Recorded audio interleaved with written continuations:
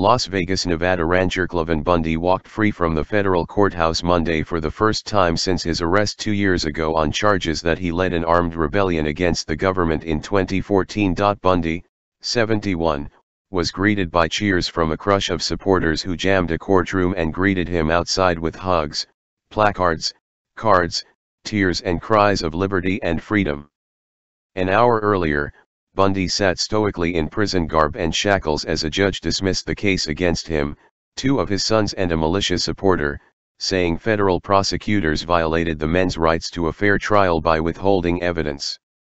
"I'm not used to being free," Bundy said as he emerged from an elevator into the court's lobby alongside his wife and attorney.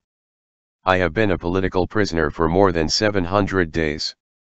U.S. District Court Judge Gloria Navarro said federal prosecutors acted recklessly and engaged in a deliberate attempt to mislead and distort the truth by failing to turn over evidence that could have helped exonerate the 4 defendants. Navarro ended the case against Cliven, Ammon, and Ryan Bundy and militia member Ryan Payne with prejudice, meaning they cannot be retried on charges related to the 2014 armed standoff near Bundy's Ranch in Bunkerville, Nevada. She ordered the immediate release of Cliven Bundy, who had elected to remain in custody throughout the trial as a form of protest rather than accept a conditional release offered in November.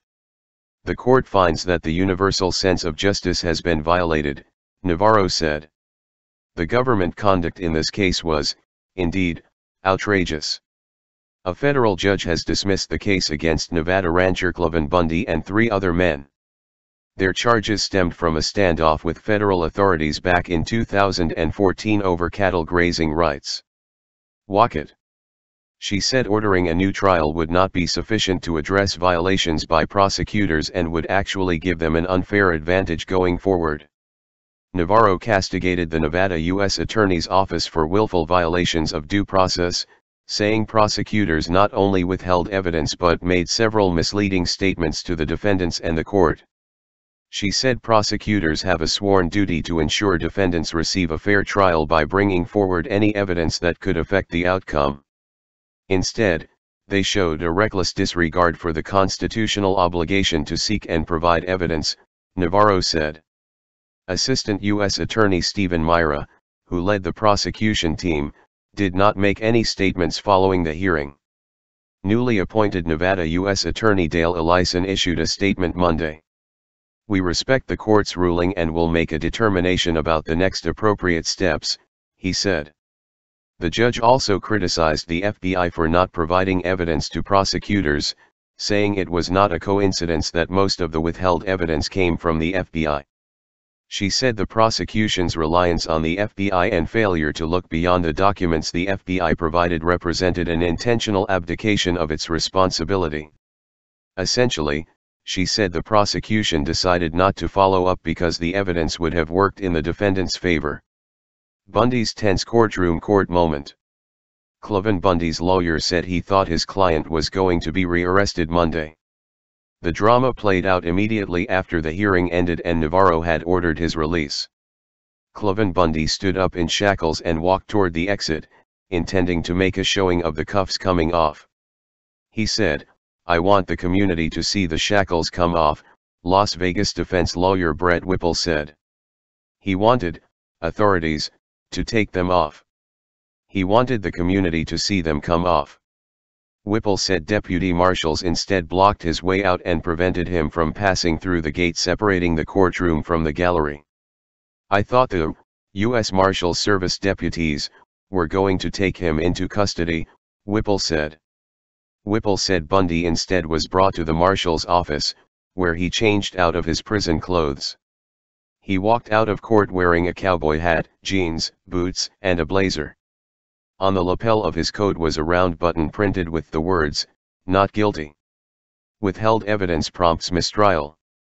Navarro's decision comes less than a month after she declared a mistrial in the case and found federal prosecutors willfully withheld critical and potentially exculpatory evidence from the defense. Navarro on December 20 cited 6 pieces of evidence that the Nevada U.S. Attorney's Office failed to disclose that were favorable to the defense and could have changed the outcome of the trial. The evidence included records about surveillance at the Bundy Ranch, Maps about government surveillance. Records about the presence of government snipers. FBI logs about activity at the ranch in the days leading up to the standoff.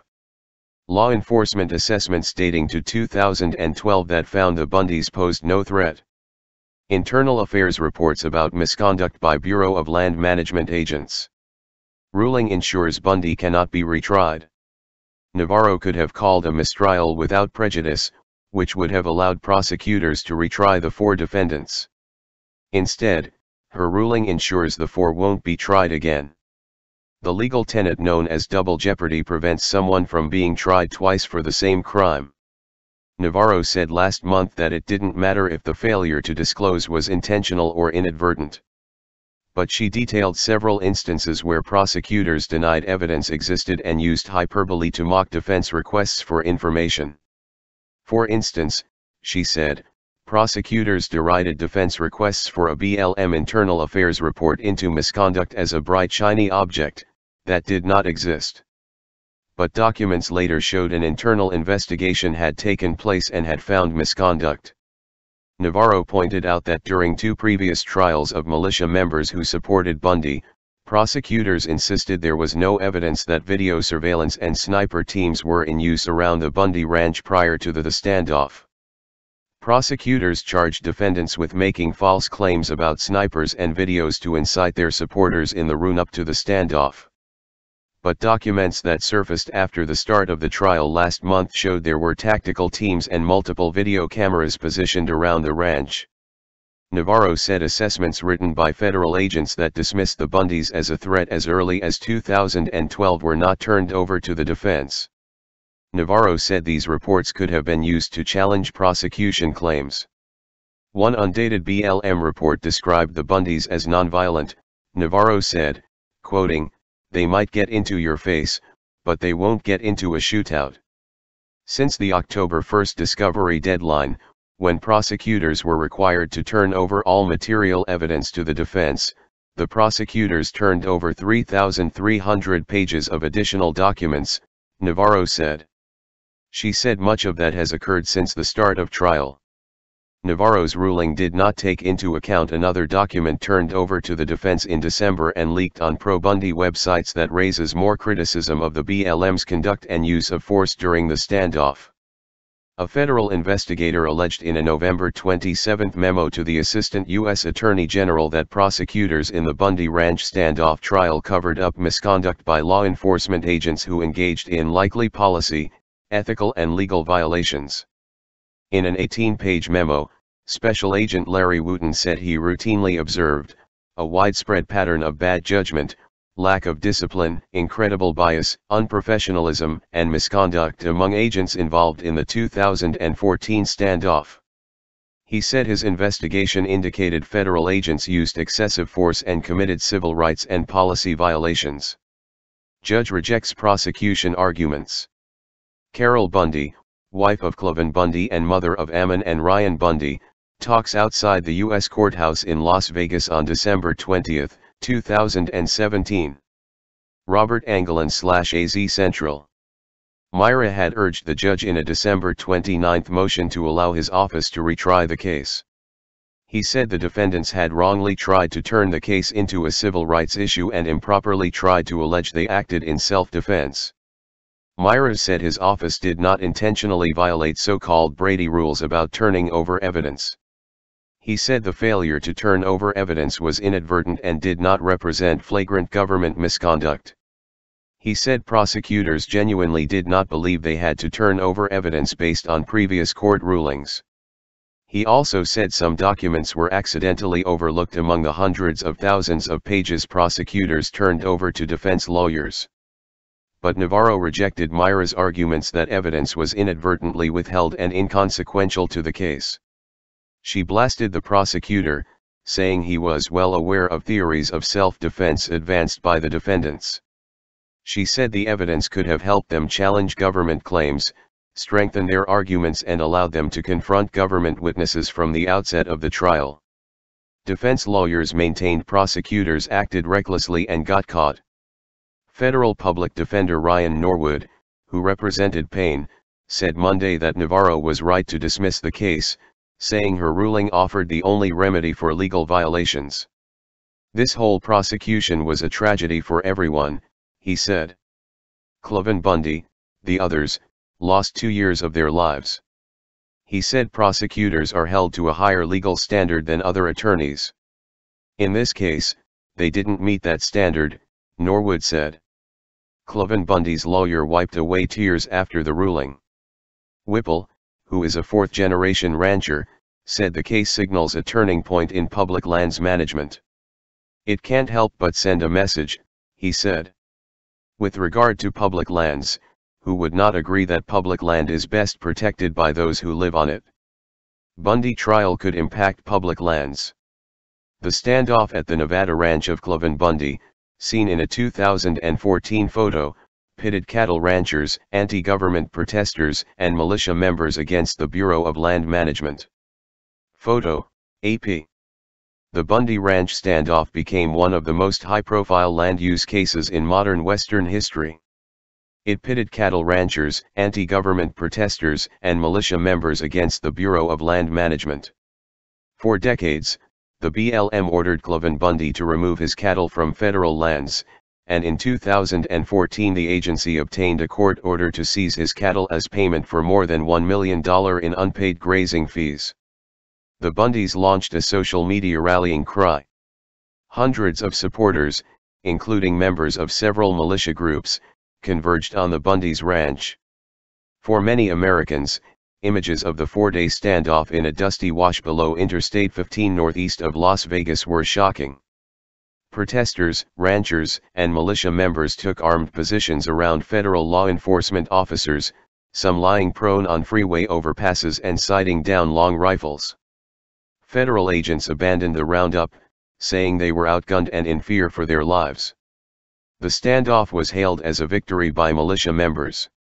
Ammon and Ryan Bundy later cited their success at Bundy Ranch in the run-up to another protest of BLM policies, the siege of an Oregon wildlife refuge in 2016. An Oregon federal jury acquitted Ammon and Ryan Bundy and 5 others in October 2016.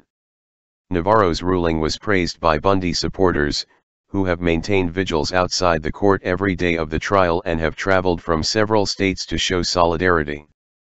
"I am really happy for the Bundy family and all of their friends who have ended up in prison," said Bob Moore, 65, of Gold Canyon. "This was a decision for all of America." Moore said the case pits individual rights against big government. "The government was working to take Mr. Bundy's ranch," he said. Environmentalists and civil rights groups said Monday that the Bundys are not heroes, but lawbreakers who for decades have grazed cattle on public land as if it were their own. They said Bundy used militia members and anti-government extremists to prevent a lawful roundup of his cattle from federal land, a confrontation that led to the standoff and, eventually, the trial. The government's own mistakes meant the case was not even brought to the jury for a decision, Anti-Defamation League CEO Jonathan Greenblatt said in a statement Monday. "This result can only embolden anti-government extremists, especially in western states, and make future confrontations and standoffs with the government more likely." The Denver-based conservation group Center for Western Priorities warned that the decision in the Bundy case will embolden more people to threaten public land managers. Letting the Bundys walk free on a technicality should send a chill down the spines of anyone who values our parks, wildlife refuges, and all public lands, Executive Director Jennifer Rocalla said in a statement.